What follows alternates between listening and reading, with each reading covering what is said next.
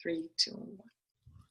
Good day, Professor Spira. It is a pleasure and honor to have you with me today. My name is Joanne Bonigaba. I have a website and a YouTube channel, and my focus is power through nutrition. And I am so blessed to have a common friend of yours, Boyi, goddess of dance, who's introduced me to you. And I'm really excited to learn and share your story on how we can transform our health through our diet. And I'm just going to let it up to you. Just share with us, first of all, where you were and how you transformed your life and where that's now led you afterwards. Well, definitely. Well, first, I want to thank you, Joanne, for having me on the show. Really appreciate it. And that's what happened. I totally transformed my life with something called the mucus diet healing system. So how it all started, growing up, I was always overweight. So I was kind of a fat kid that got made fun of. And I suffered from a lot of ailments. I had chronic migraine headaches all the time, and chronic constipation. I used to think that hemorrhoids were like just normal. You just get once a week you were good if you just once a week or less. And I started taking pharmaceutical medications every single day of my life from about 7 years old. I was on something called Seldane. Then that was off the market because that was killing people or something. Then I got on to Allegra D.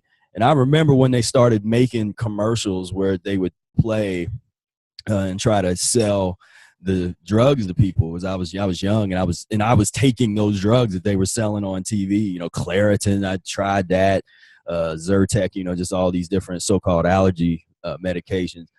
And essentially what those things did was they suppressed my elimination, so I never got better. So it just stopped me up even more.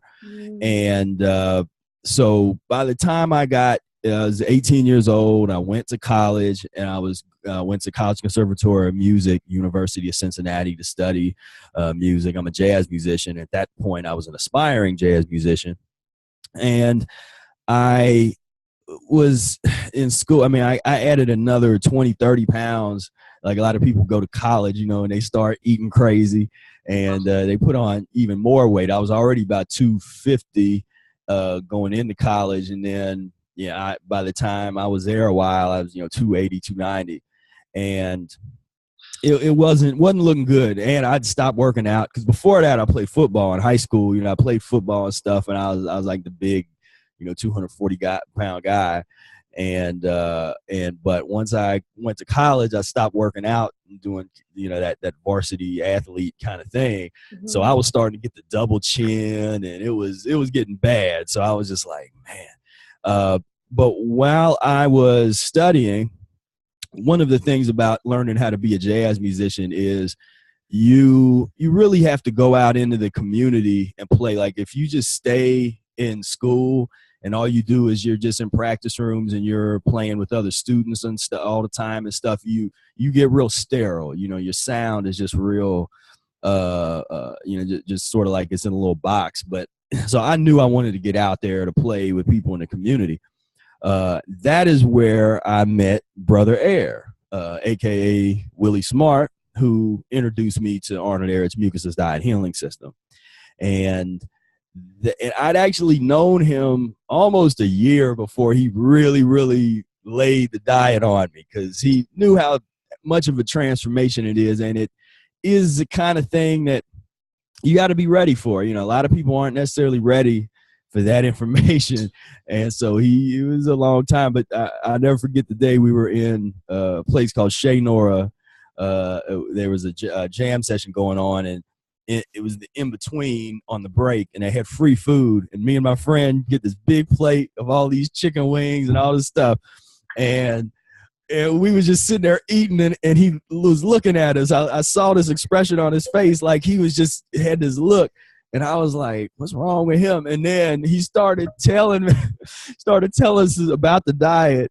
And you could see both of us were slower and slower. We're like, and then to the point where we just stopped eating, and we're like, and And so after that, I mean, that was kind of it. Like, I went a couple weeks before I bought the book because I already knew, just based on what he was saying, I already had a feeling that, like, man, this is going to be transformative. Like, that is kind of the missing link, because I'd wanted to lose weight, and I tried other diets, and I tried working out and all these kind of things you're supposed to do, and even little supplements and diet pills, and I tried everything, and nothing really worked. So I kind of almost given up.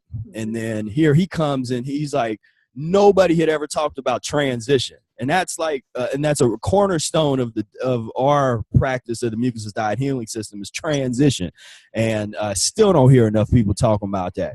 But when the way he described the transitional process, that's when I was like, that makes sense. Like, instead of just cutting everything out and just, okay, I'm gonna just go cold turkey. I'm gonna cut out all the cold turkey, or I'm gonna cut out like all the dairy just to overnight. That's where I was running into problems, because I couldn't do that. And so, once I read the Mucus Diet Healing System book after that, then that was like the rebirth process started. I committed myself to that path, no matter where. I knew it wasn't gonna be easy. I knew it wasn't gonna be an easy path, and I knew socially there was gonna be a lot of challenges and dealing with a lot of that kind of stuff. But I just basically said whatever, because growing up, I have been exposed to what chronic illness really looks like and what it does to people. Because as a young person, I had a very sick mother, and I was constantly going into nursing homes, and because there was one year where she had the ambulance called for her 200 times in 365 days. Yes. Where more than 50%. Exactly. And my aunt she had documented it on these calendars, because my aunt really helped raise me. She once, because eventually my mother passed away, when I was in 6th grade, and then I was raised by my aunt. But I was really taken care of by my aunt and my grandma most of the time before that. Then I lost my grandma in 4th grade, and then 2 years later I lost my mom. So I was kind of in the midst of this kind of environment. And so I was constantly going to hospitals to visit my mom, and nursing homes and stuff. And in nursing homes, I would start to befriend some of the other patients that were in there. And then you show up one day and then they had died, so you build an attachment to somebody, and because they're lonely, because none of their family members are coming to see them. And then all of a sudden they're gone, and so I kind of got a lot of that at a young age, which I know later, once I got a hold of the mucus diet, then it was like, okay, this is the key I was looking for. Then that just sort of fuels my passion to really at least make this information available to people. That was my mission, because I'm not in people's faces. I'm not going to tell you what you do and this, and I'm not like, or one of them kind of, some of the vegan activists that get in your face and throw blood on your fur or something like that. That's not me. My thing is, I want to try to make the information available, accessible, easy to understand as possible. And then I feel like my mission is made. Then it's like, okay, the information is there. Yeah, awesome. I want to go back to the beginning of your story. I mean, I was saddened and in awe of how early your journey started, and you talked about, the health issues that your mom had and journeying through that. How did it feel for you as a young child? Like, think of the parents that are perhaps watching this, and maybe they have a child like you where they are trying all these different pharmaceutical products, and maybe the child themselves. Like, how did that feel? And what would you say to a young child now, and perhaps a parent in that kind of situation?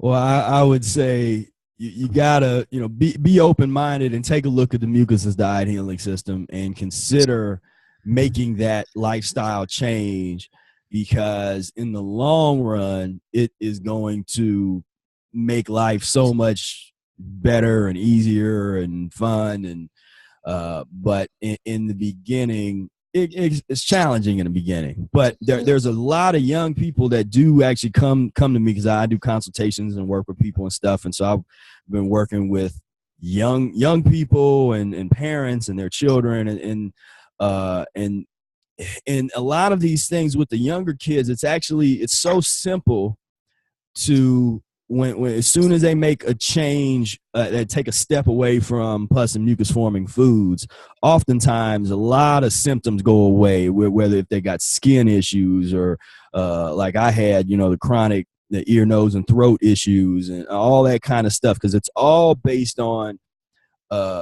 constipation, but not just constipation in the intestines, but constipation cellularly throughout the entire organism, body, what we call the lymphatic system. You got to get that stuff moving. And what we end up doing in our society is it's become normalized to do the absolute worst thing that you could ever do when you get sick.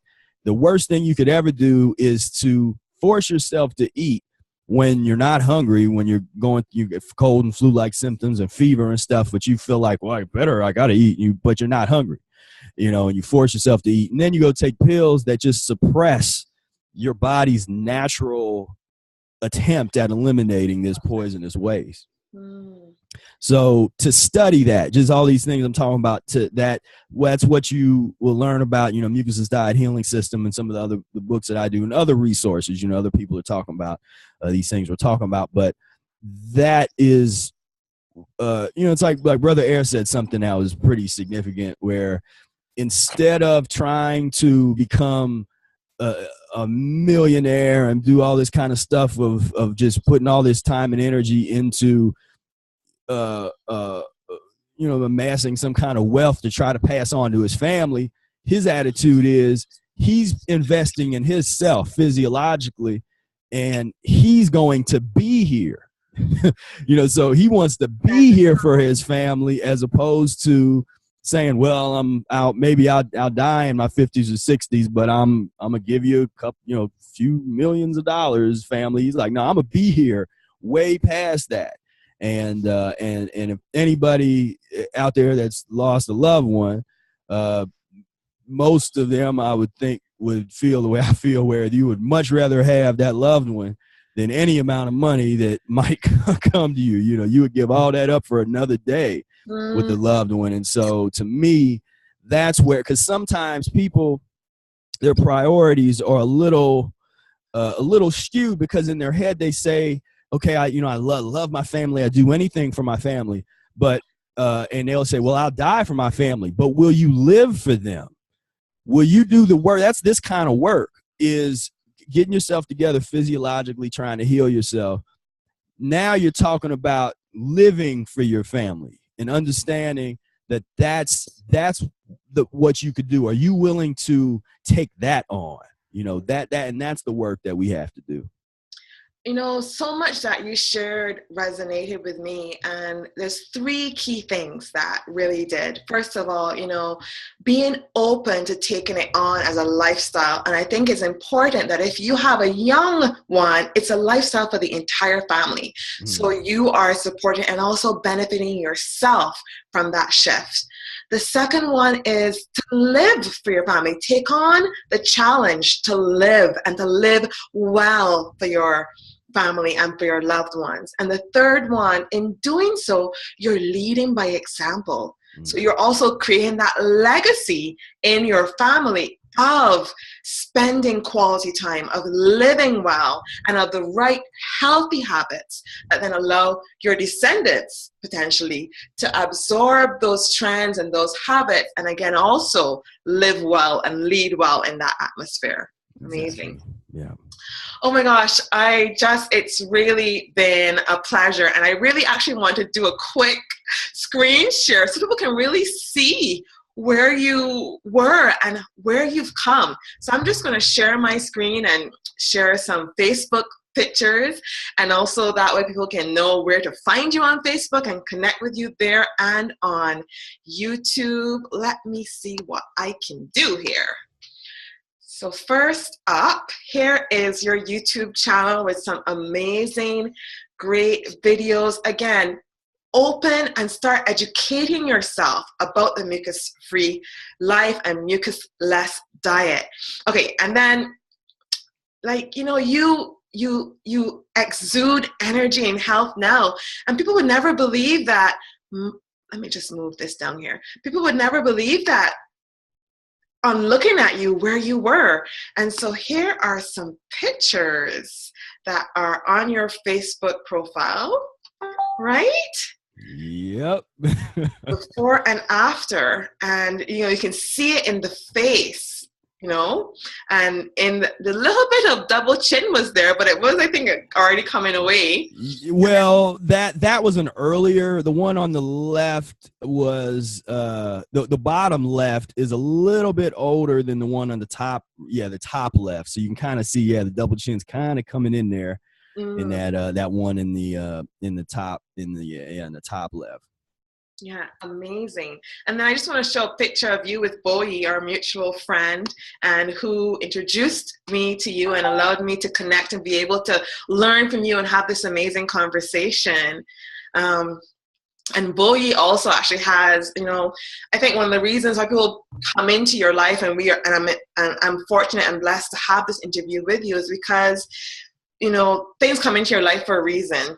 And I think, you know, Bowie very well, she is also very focused on living well and incorporating the mucus-less diet in her lifestyle. And I just want to show people how to find you on Facebook. It's pro.spira. And, you know, I'm sure he'd welcome you reaching out. You know, if you're a parent who has a young child similar to what Professor Spira experienced in his journey, you know, as he said, he does consultations, feel free to reach out to him on Facebook. All right, so I am just going to turn that screen share off. And, you know, I really liked the point that you made about, you know, you made a decision and you recognized at the beginning it was going to be difficult and there was going to be some social impacts. Could you share with us, as sort of a final note, what do you think was the key moment or kicker or thought that led to you really saying, yes, I want to make this change and I want to start today? Well, I had an emotional moment, and there's an article on my website, mucusfreelife.com, called Profound Transition. And it talks a little bit more in detail about how I got into the diet, a little bit about what I was talking about with Shay Nora, that story's in there. But there's another story where I was in a practice room at College Conservatory of Music, and I just I read the book, and I had already, you know, I did a couple weeks where I was eating a lot better. Even before I read the book, I just I did what I tell people not to do, which is you just go off and try to eat nothing but fruit and vegetables, you know, just without reading the book. I did, you know, what you're not supposed to do. But some people it ends up ending badly. With me, it was fine, you know, because I did a decent job. I happened to. But I was in the practice room, and I looked in a mirror, and there was a mirror in there, and the mirror was like cracked, like it looked like someone had punched it or something. And but I was sitting there practicing my trombone, and then I just remember looking, and I just had this moment where I just kind of looked at myself in the eye, and I just, you know, and I just saw this whole, you know, just how uncomfortable that I had been, and all this kind of stuff, and at that moment I kind of affirmed, like, okay, this is it. Like, I'm going down this path wherever it goes. It might not work. I don't know where it's going to go, but I committed to it. And I've been on that path ever since. Awesome. Okay, great. And so I am very honored and pleased to let you guys know as well that tune in. We're going to have 3 other short recordings where Professor Spira is going to answer some of the top questions around how to get rid of mucus, what's some of the main causes, and what sets the mucusless diet apart. All right, so tune in, and I think I'm going to have the links to those short tidbits in the show notes below. Thanks again, and we're going to go record those ones right now.